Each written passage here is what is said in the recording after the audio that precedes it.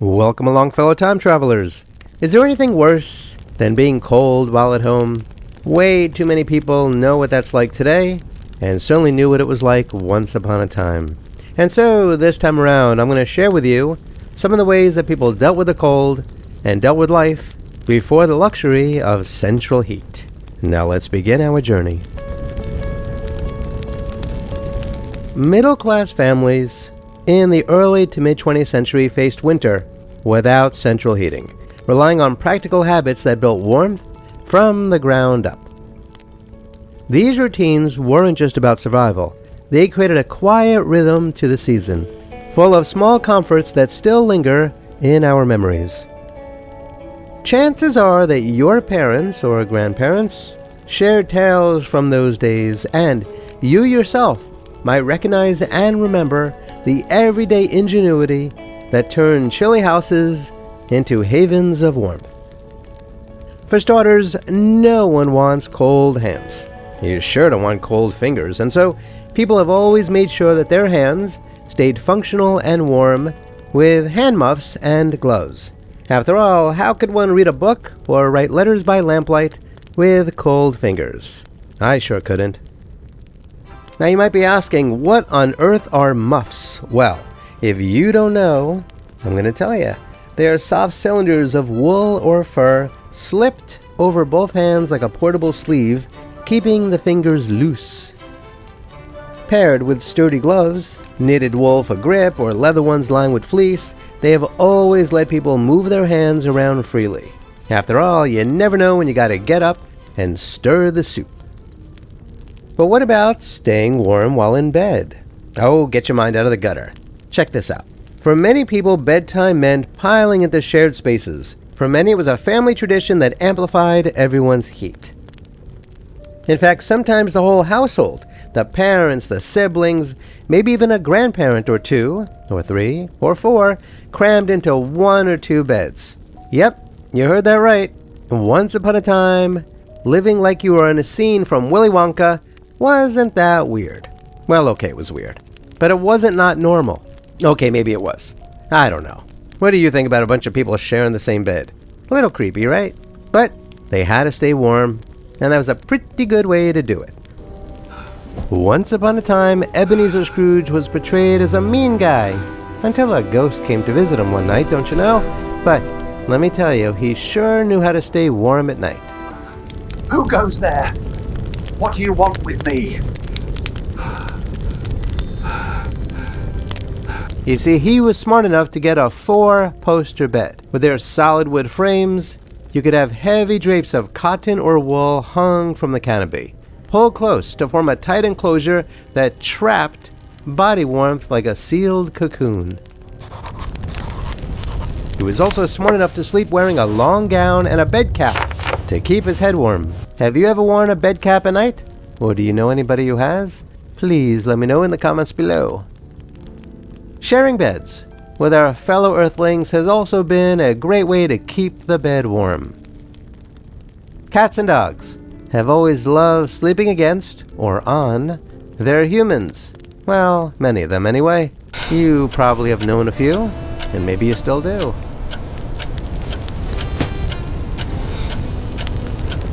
In country homes where isolation hit hardest, folks brought farm animals indoors. Oh, keep your mind out of the gutter, you know what I mean. The sheep were in the corner, the goats were near the door. Perfectly normal for many people to have farm animals in their bedroom. Their bulk radiating a steady, earthy comfort through the night. If you ever slept with any farm animals, please let me know in the comments below. Now, as many of you know, I'm a New Yorker, so, for the record, I have never slept with any farm animals. Wait, what? What? What did he say? What did I say? What? Oh, you know what I mean. But even if you didn't have farm animals to sleep with, what? Well, look, as far as humans go, okay, sleeping in such close quarters sparked late-night talks, a mix of whispers and light-hearted gripes that strengthened family ties. Around the world, many siblings have fond memories of sharing rooms and beds during cold nights. It was all about staying warm. That was always the goal. Oh, and check this out. Before slipping under the covers, beds often got warmed up. A metal pan, brass or iron on a long handle, scooped embers from the dying fire and were glided beneath the sheets, airing out the chill with each pass.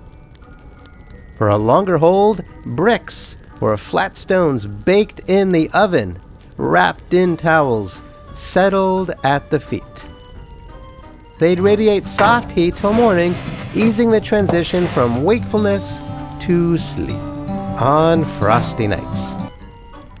Have you ever done anything like that? Have you ever slept with a hot brick or stone in your bed? I never have. I'd be afraid of burning my feet.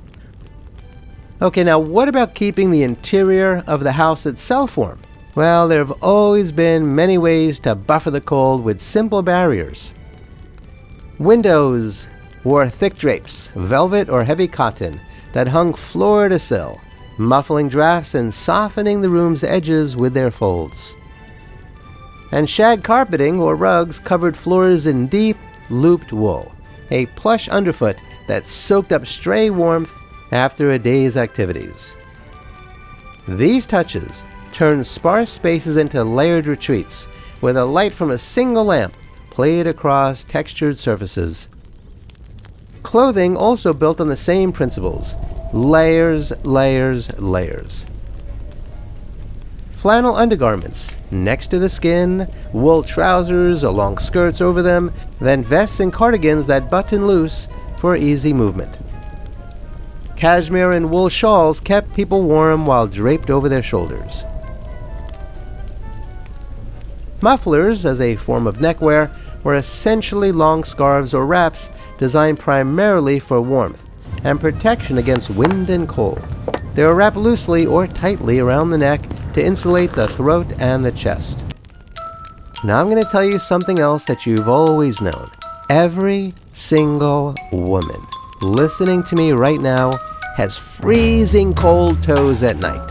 Don't even try to deny it. You know it, I know it, everyone knows it, especially anyone you ever shared a bed with.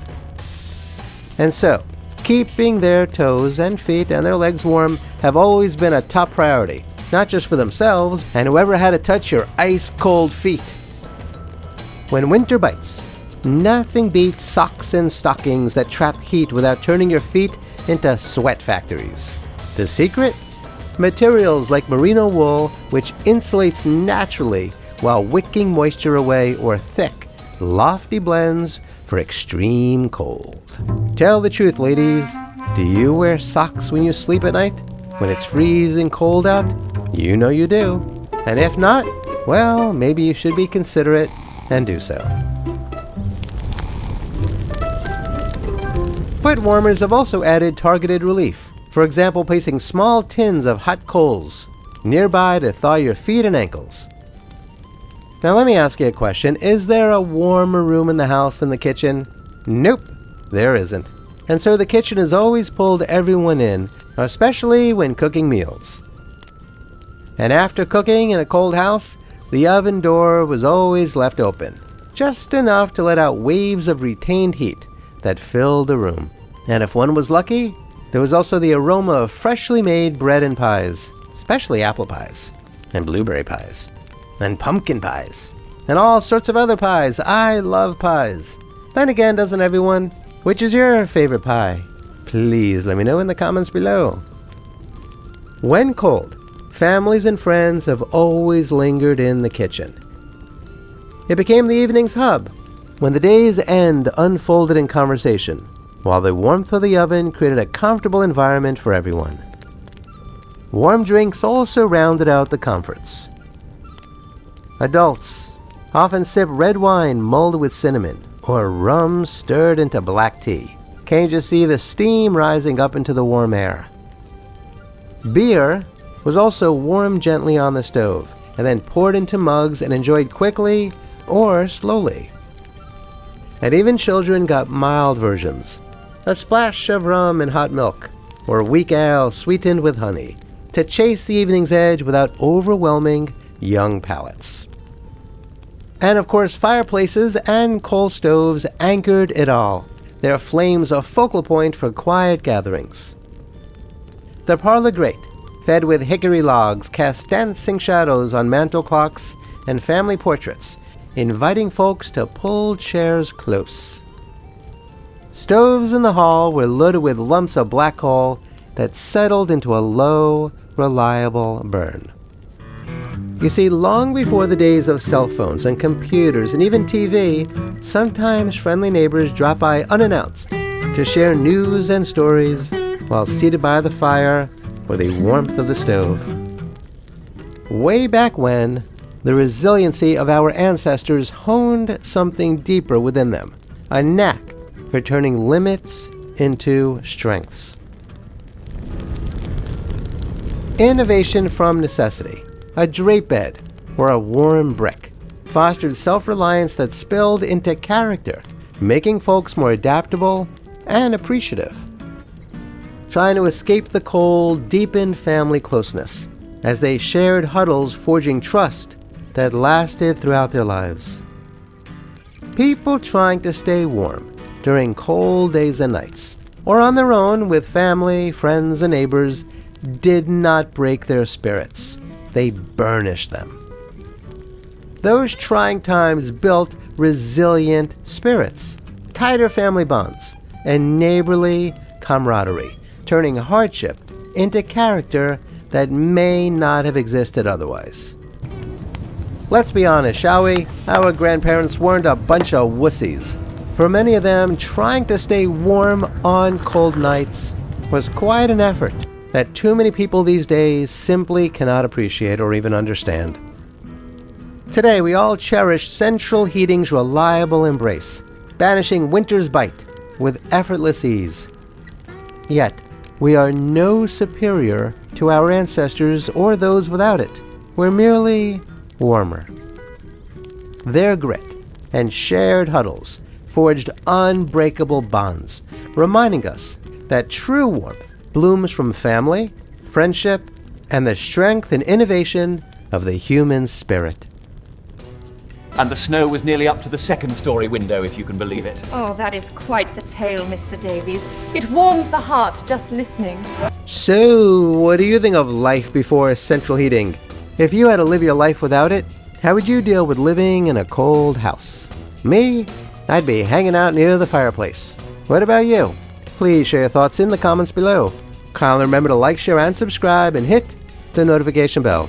Please check out the links below to learn how to support my research and productions. Kindly be kind to all of our fellow Earthlings, and please do not harm them. And do yourself a favor, and go to a local shelter, and adopt a cat, or a dog, or both, and sleep with them in your bed when it's freezing cold out, so you can all stay nice and warm. You and they will be very glad that you did. Until next time, especially if you're on your way to a nice warm house, I wish you safe travels on all your journeys.